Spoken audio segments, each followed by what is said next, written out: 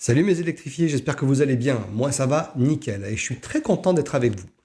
J'avais envie de dédier une ou deux vidéos, donc à voir selon la durée de celle-ci, aux débutants solaires, aux débutants dans le stockage électrique et à ceux qui s'intéressent à tout ça, histoire que vous vous posiez en fait les bonnes questions. Allez go!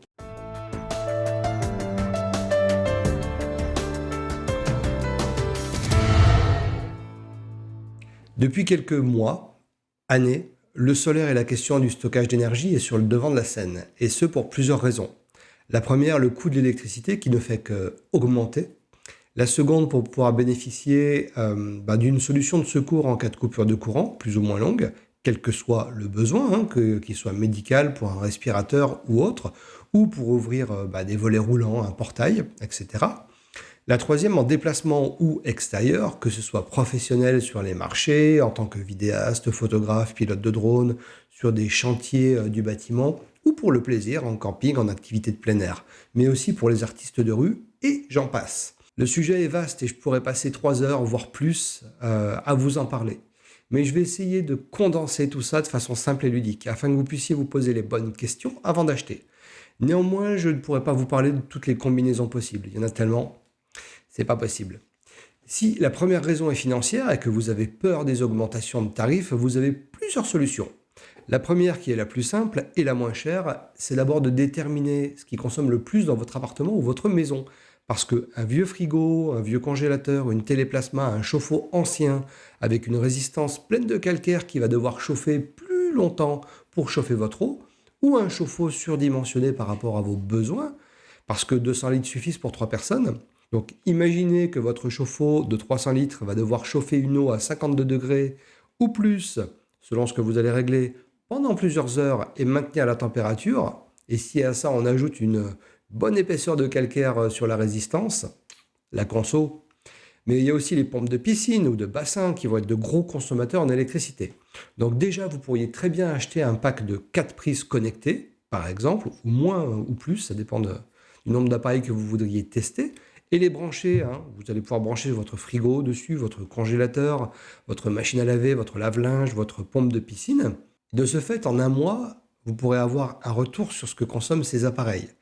Ces prises sont connectées en Wi-Fi et vous pourrez sur votre smartphone afficher les données.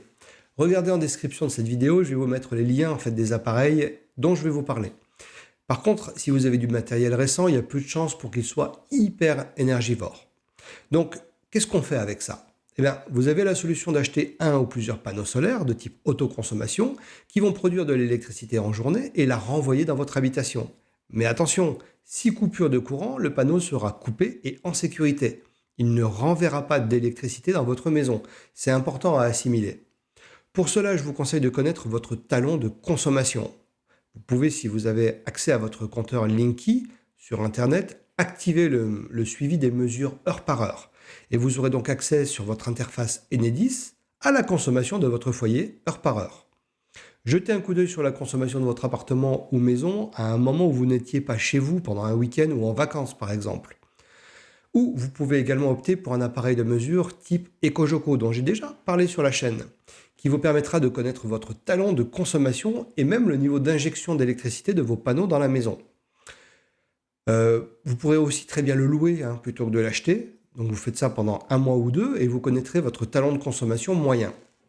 À partir de là, si vous souhaitez effacer au maximum ce talon de consommation, vous pourrez prendre 1, 2, 3, 4, 5 panneaux en autoconsommation. Tout dépend de votre talon. C'est toujours un peu plus compliqué à calculer selon la saison et l'ensoleillement parce que la production ne sera pas la même. Car il faut prendre en compte que si votre talon de consommation est par exemple de 200 watts, qu'en prenant un seul panneau de 400 watts, ça pourrait suffire, sans souci. Mais non, car si vous habitez dans une zone où le ciel est souvent voilé, ou s'il n'y a pas tout le temps un gros soleil, eh bien votre panneau de 400 watts ne va pas produire 400 watts. Car c'est vraiment au mieux du mieux, avec l'ensoleillement parfait, la bonne température, le bon angle de votre panneau, et pendant un laps de temps dans la journée. Mais il va plutôt produire 100 watts, donc ça va être très aléatoire. Alors qu'avec deux panneaux, eh bien, même en cas de nuage ou d'ensoleillement qui n'est pas maximum, vous pourrez produire 200 ou 300 watts. Donc il vaut quand même mieux surdimensionner un petit peu le solaire plutôt que de le sous-dimensionner pour prévoir les moments où l'ensoleillement ne sera pas top. Évidemment, en plein été, avec des grosses journées ensoleillées, vous allez plus produire que ce que vous consommerez. C'est un gros débat sur les forums ou autres pages Facebook. Ne surtout pas renvoyer d'électricité gratuite ou le moins possible sur le réseau Enedis. Car oui, si vous produisez plus d'énergie que votre maison n'en consomme, ce surplus part directement sur le réseau et est revendu par Enedis à vos voisins. Je pense que si vous êtes dans une optique d'économiser de l'argent à cause du coût de l'électricité, le plus important c'est que vous soyez le plus possible à zéro en termes de consommation. Alors, sauf si vous êtes tout le temps chez vous et que vous pouvez profiter pour lancer une machine ou tout autre truc qui consomme, mais dans ce cas, il y a maintenant des solutions simples à mettre en œuvre pour stocker le surplus solaire. Donc là, je parle d'autoconsommation, c'est-à-dire un ou plusieurs panneaux sur lesquels sont intégrés des micro-onduleurs qui vont transformer le courant continu en courant alternatif et le renvoyer directement dans votre habitation via une prise dans laquelle vous aurez branché votre panneau. Donc l'avantage, c'est que c'est très simple de mise en œuvre. Bon, après, c'est selon votre système également, hein. Un panneau Synology Play, vous le déballez, l'installez, le branchez et il produit. Si vous créez votre kit autoconsommation, il faudra monter le système de rail sur le panneau, connecter le micro-onduleur sur le panneau et le fixer et brancher le tout à une prise. C'est pas énormément plus long, mais surtout beaucoup, beaucoup moins cher. En le faisant vous-même, vous pourrez économiser 30-40% tout de même, hein. Pour moi, le gros avantage de Synology, c'est d'abord de rassurer les personnes qui se lancent, car c'est du clé en main, et le système de rail avec hauteur réglable est très facilement en fait, hein, vous permet d'optimiser la production solaire selon la saison. Vivement qu'une marque sorte des armatures réglables pas trop chères. Donc, un panneau, une prise, et voilà, vous autoconsommez et renvoyez de l'électricité dans votre habitation, en restant dépendant de la météo, car s'il pleut pendant 8 jours, le ou les panneaux ne vont plus produire. Cette première solution a donc des avantages quand il fait beau, mais quand le temps est gris et tristounet, vous ne produirez plus rien ou très peu. C'est là que des solutions nouvelles ont fait leur apparition. Pour ne pas citer la marque, qui ne répond jamais à mes mails, d'ailleurs allez leur balancer quelques messages amicaux en leur disant du bien de moi, EcoFlow a sorti plusieurs solutions. D'une part des batteries nomades, plus ou moins transportables et plus ou moins puissantes selon vos besoins et vos moyens. Donc déjà, avec par exemple une batterie type Delta 2 ou plus petite comme une River, je pouvais, quand mon panneau solaire en autoconsommation produisait plus que mon talon énergétique, brancher ma batterie sur une prise secteur de la maison et ainsi recharger ma batterie non pas avec le courant Enedis, mais avec la production solaire de mon panneau. Car l'électricité va au plus court. Mais il faut pour cela être derrière, pouvoir limiter la valeur de la recharge de la batterie, car si vous avez 400 watts de RAB à utiliser, mais que votre batterie recharge à hauteur de 1000 watts, vous allez quand même consommer sur la ligne Enedis. Bref, il fallait faire pas mal de réglages et être souvent derrière. Pas très pratique sur la durée. En juin 2023, EcoFlow sort son PowerStream. Alors, le PowerStream, j'en ai parlé dans plusieurs vidéos que vous pouvez aller voir.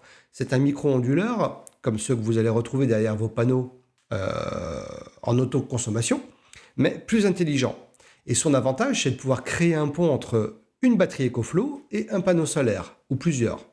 De cette façon, on peut paramétrer tout ça pour qu'en journée, le ou les panneaux commencent par recharger la batterie, et une fois chargé, on lui indique de renvoyer la production solaire dans la maison. Et avec une autre programmation, on indique au PowerStream que le soir à partir de 20h ou 21h ou l'heure de votre choix, vous voulez que le PowerStream commande à la batterie de renvoyer dans le réseau 50, 100, 200, 300 watts, 500 watts de telle heure à telle heure. Vous avez pour ainsi dire le meilleur des deux mondes, car vous rechargez votre batterie, ensuite vous pouvez renvoyer le surplus solaire dans la maison en journée, puis le soir venu, quand votre panneau ne peut plus produire, c'est le PowerStream et la batterie qui se chargent d'envoyer du courant dans votre habitation. Vous pouvez encore faire mieux en achetant des smart plugs de chez EcoFlow et en les branchant sur votre frigo, votre congélateur, votre télé.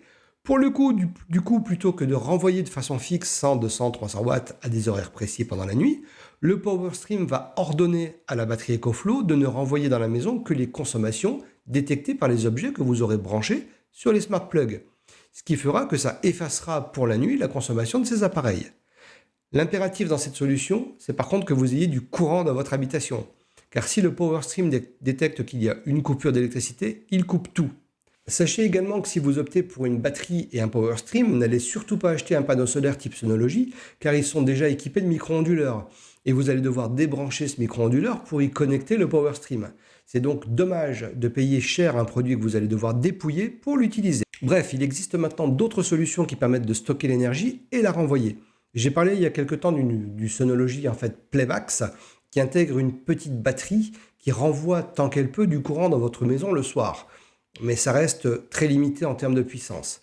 Il existe aussi maintenant des batteries de stockage type Anker Solix que vous pourrez connecter à un ou deux panneaux solaires et vous pourrez définir le renvoi d'énergie dans votre maison comme avec le système EcoFlow. Mais ce n'est pas une batterie que vous allez pouvoir déplacer et sur laquelle vous avez des prises USB, des prises AC, etc. C'est juste une solution de stockage et de renvoi dans votre maison. Si ça vous intéresse et que vous aimeriez avoir une vidéo type création d'un kit autoconsommation avec renvoi d'énergie dans la maison, n'hésitez pas à m'en faire part dans les commentaires de cette vidéo. D'ailleurs, utilisez la section commentaires pour me dire ce que vous aimeriez voir comme test, comme produit et comme vidéo sur la chaîne. Parce que vous êtes nombreux à m'envoyer des mails, mais c'est bien aussi pour YouTube de voir qu'il y a un petit peu d'émulation dans les commentaires et sur mes vidéos.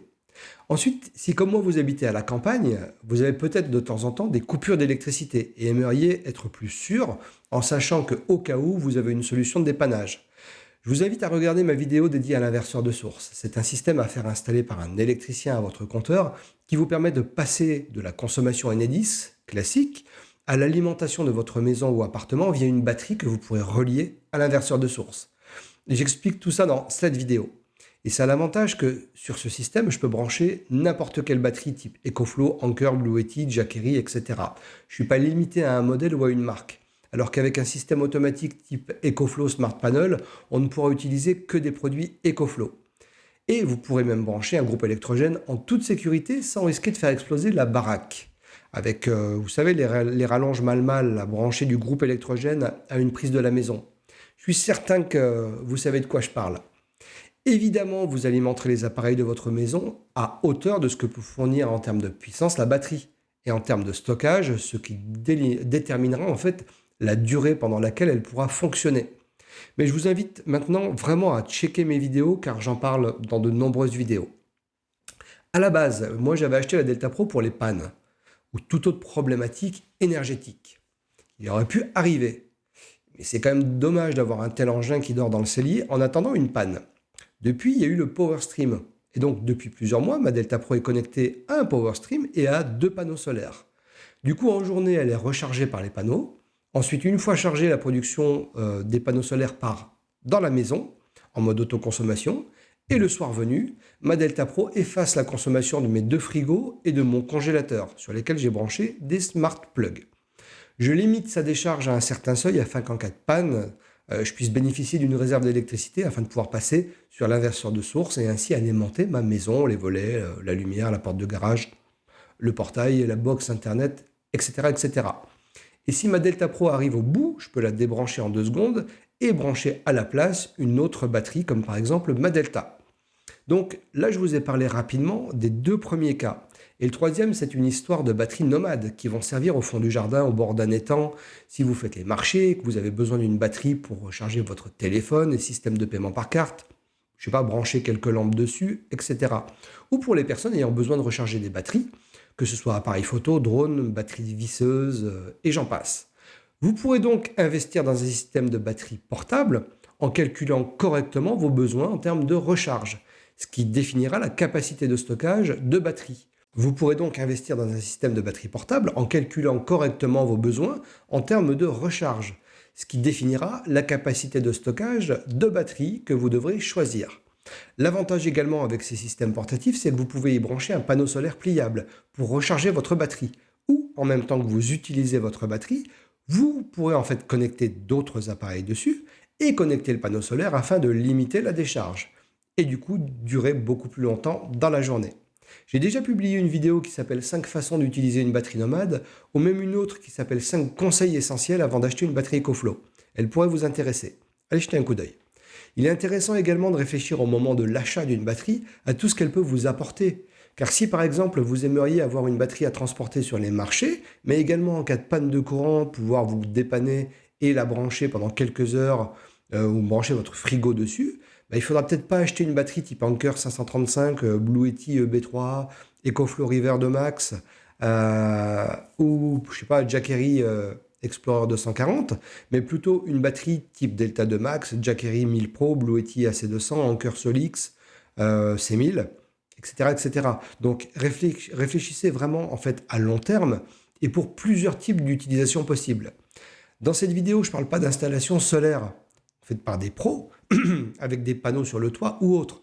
Je fais exprès, hein, ce n'est pas un oubli, c'est vraiment pour aller au plus simple. Et surtout pour vous parler des solutions possibles pour des personnes qui ne sont pas électriciens ni ingénieurs en technologie ou quoi que ce soit. Retenez donc que le plus important au départ est de lister ce pourquoi votre installation sera faite, et ainsi vous pourrez déterminer le type de panneau solaire, le type de batterie, etc., que vous pourrez acheter. J'espère que cette vidéo vous aura permis d'en savoir peut-être un petit peu plus sur les différentes solutions disponibles et à mettre surtout en place facilement. Alors attention, hein, j'ai rien contre les pros ou les solutions professionnelles, c'est juste que là je voulais vraiment dédier ça aux personnes qui veulent se débrouiller un petit peu tout seuls avec des solutions plus ou moins faciles à mettre en œuvre. Après, ne jouez pas aux apprentis sorciers car ça reste du courant et c'est très dangereux. Allez, ça fait un bout de temps que vous êtes devant votre écran. Bonne production. Bye.